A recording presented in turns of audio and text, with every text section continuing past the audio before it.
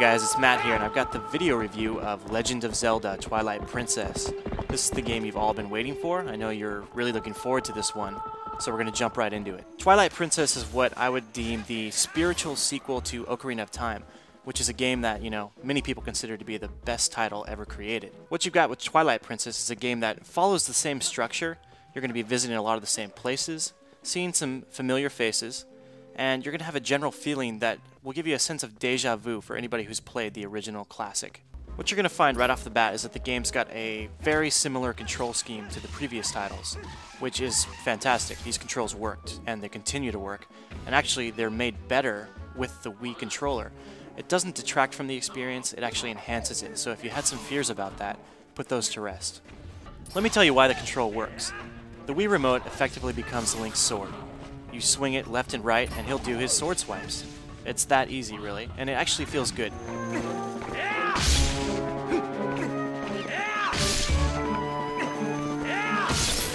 What slashing with the Wii Remote does do, though, is replace the functionality of the buttons. So all of that old functionality you've got, but it's just mapped to the Wii Remote now. You're not gaining any new abilities, but you're not losing anything either, and it feels great. Actually, the more you play it, say 10-15 hours in especially, once you've got everything down, it feels very satisfying to swing the Wii Remote. I would not go back to the GameCube version.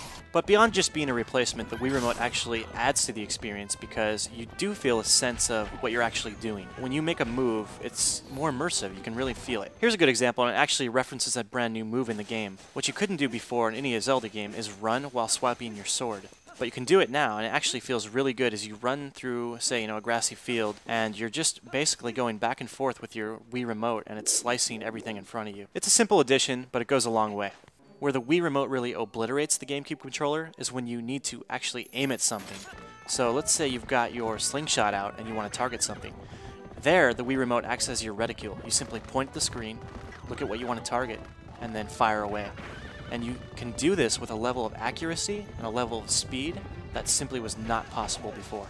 And what's great is that you can actually do all of this while you're riding on top of Epona too. We've all been playing with the traditional control scheme for so long, so I can understand why you'd be skeptical of something so totally new. But give this a try, really, you're going to like it. After you play it with just a few minutes, it comes together, it feels very natural, and you will not want to go back. Beyond the new Wii controls, there is of course a lot to this new game. Let's talk about sheer scope for a second, and I'm just going to throw some numbers at you. These might not be accurate, but this is what I came up with when I played. We're talking a 50 to 70 hour game, depending on whether or not you go into all the side quests, if you check out fishing, if you go to any of the day-to-day activities that sort of make this a living, breathing world.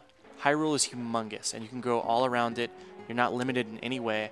You can go on foot, you can take Epona, or you can go in wolf form. Beyond that, you can also warp at any time, which saves an incredible amount of time. What we can't show you in video because it would take forever is how long it takes to walk from one end to the other. But rest assured, you've never come close to seeing a Zelda game this big before. Hyrule Field is immense. It's going to take you forever just to walk around it. And on top of that, you've got villages to explore. You have a whopping almost 10 temples. And beyond everything else, you've got places that, are not going to affect at all your day-to-day game, but you can go there just to have fun. We're not going to give away any spoilers, but we will tell you that the story in the game is far more cinematic and much darker than it has been in previous Zelda games. It looks to us like Nintendo has taken the cinematics far more seriously than it has in the past too. And actually, we're going to show you a snippet of one of those scenes. And this is not a spoiler, you're not going to know what's really going on, but we think it creates a mood and an atmosphere all the same. Check it out.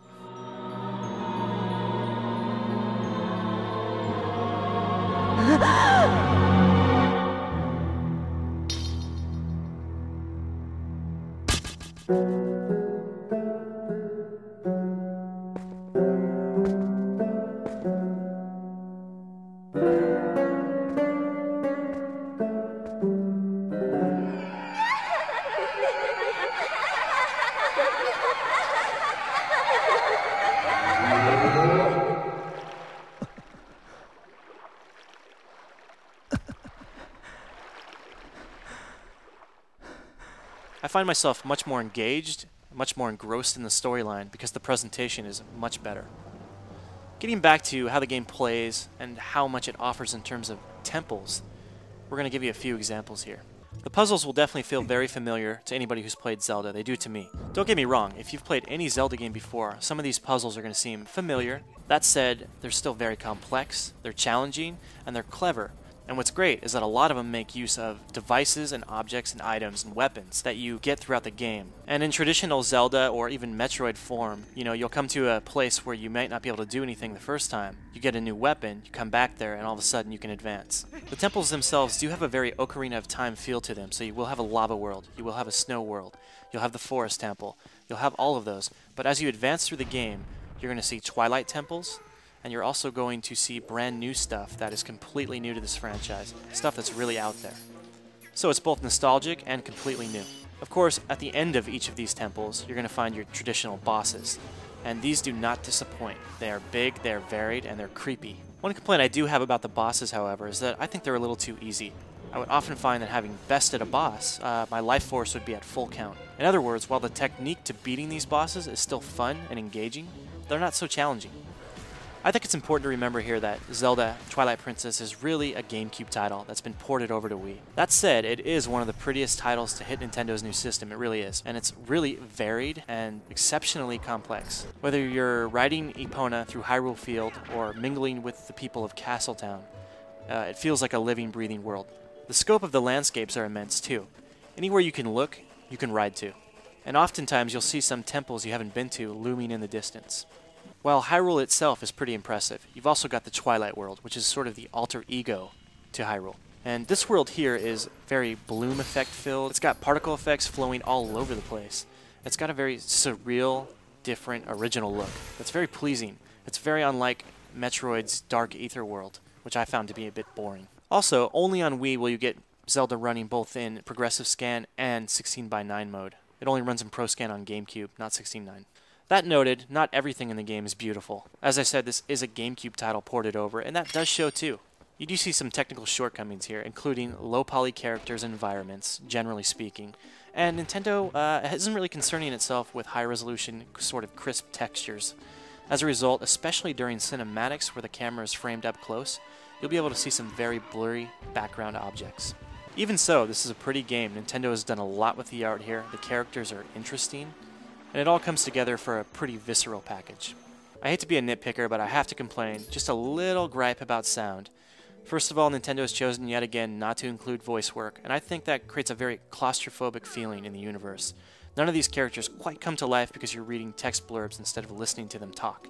On top of that, despite the fact that Nintendo has some of the best compositions in the business, most of the soundtracks in the game are MIDI and not orchestrated, which I think is a huge disappointment. Alright, we've come to the end of the video review, and you want to know what is the deal with this game. The answer, it's the best Zelda video game ever created. But it's not perfect. If you've come to this game expecting something completely new, something totally revolutionary, as you did maybe the first time you played Ocarina of Time and got it, well, you're just not going to get that here. What you will get is a refined, amazing, epic Zelda. The best Zelda, period. I really think that with Wii Sports, Nintendo has hit the casual gamer, but it has not forgotten about you either. This is your game. This is the epic undertaking that's going to take you through all of the holiday season, and you're going to enjoy every minute of it. I've given this a 9.5 and an Editor's Choice Award, both no-brainers. It's not a big surprise. Don't waste any more time listening to us. Go play this game for yourself.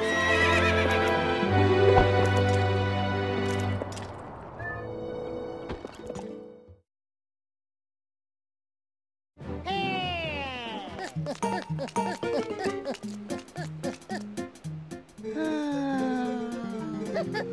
ha!